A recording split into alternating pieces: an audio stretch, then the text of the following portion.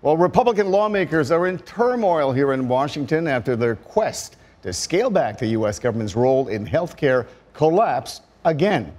Now, that leaves former President Barack Obama's health care law, also known as Obamacare, the law of the land.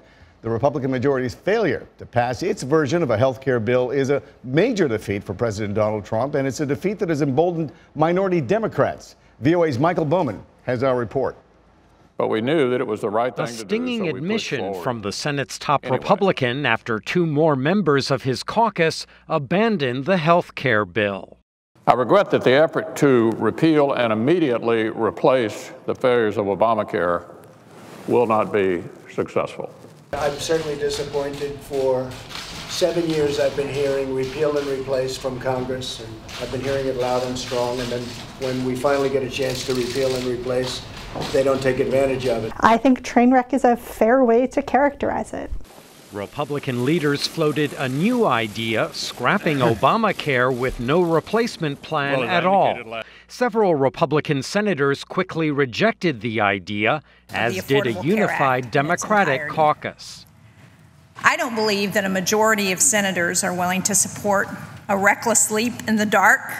Republicans had crafted the bill on their own behind closed doors. That must end, according to Democrats, who urge cooperation to address Obamacare's shortcomings.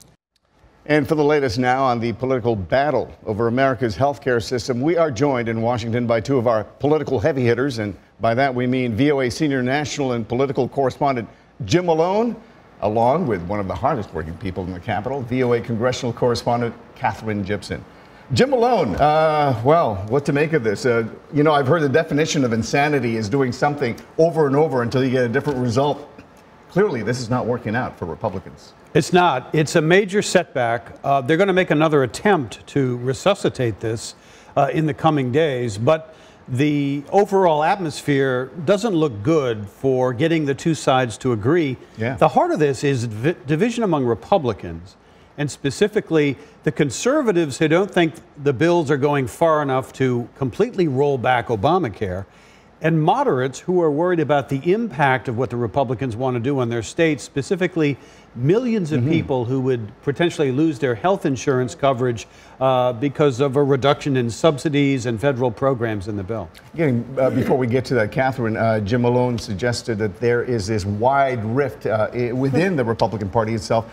Given this big split between the hard right and the moderate Republicans, I mean, is health care even possible for Republicans to do, despite their majority?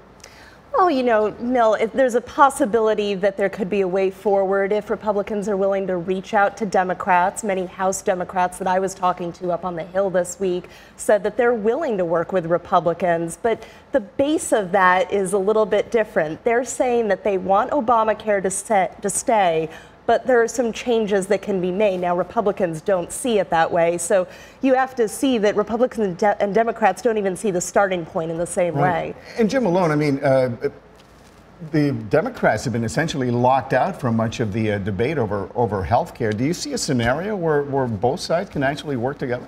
I think if they get to the point where they clearly are unable to proceed, and I think that's part of the plan here. Mitch McConnell has scheduled a vote next week. I think he may have to point to the vote to say, look, we're hopelessly divided by just trying to do this with only Republicans. It's now time to reach out to Democrats. The other backdrop to this is they are so insistent on trying to repeal because for 7 years now, it's been the clarion call of the Republican political movement to take back the White House. And they feel they owe their supporters. And so that's why you see this tremendous effort, not only by McConnell, but also by the president. He was finally trying to get involved there, urging them to try again. On the other hand, there's criticism. The president has not been out there selling whatever the plan is at any given time. Yeah, and I've heard that criticism as well. But Kathryn, I guess, what happens next here? I mean, what kind of a setback is this for the Republican agenda? I mean, they promise a lot of things ahead of this election. What does this do? I mean, another defeat. That's right, and it's sucked up almost 7 months of time on Capitol Hill. This is something that Republicans initially said that they wanted done by late winter, early spring, so that they can move on to infrastructure, move on to tax reform, and Now we have a week until August recess for the House of Representatives, a couple of weeks until the Senate leaves town, and they don't really have any big legislative accomplishment to point to. So on the House side, there's some talk that there would be just a straight up repeal of Obamacare so that members of Congress can go home and sell something to their constituents. It sounds like Donald Trump is very frustrated by what's going on there. He's even suggested, he's gone as far as saying, let's just let it collapse. You know, I'm not going to own that problem. It's going to be the Democrats' problem. Is that possible for the president to pass the buck? He's had a lot of things about health care. He would do the greatest ever. It'd be cheaper, better care. But he says he doesn't called the Republican bill at times mean. And then basically the other day, I think he revealed the key point is, I'm waiting with pen in hand in the Oval Office. Just send me some. He wants a victory. And part of the victory he wants is to deflect from this overarching consumption of the Russia probe with his administration. He wants something he can claim as a victory. And the Russia probe obviously is going to be another headliner next week. We've got Jared Kushner, who is going to be testifying before a Senate panel. Big week over on the Senate side. Is that going to override any efforts to work on health care again, or what's that going to do? No, I think, we'll absolutely have a focus on both the Russia probe and health care over on the Senate side. We also have a budget to pass. We have Russia sanctions to get through in the House.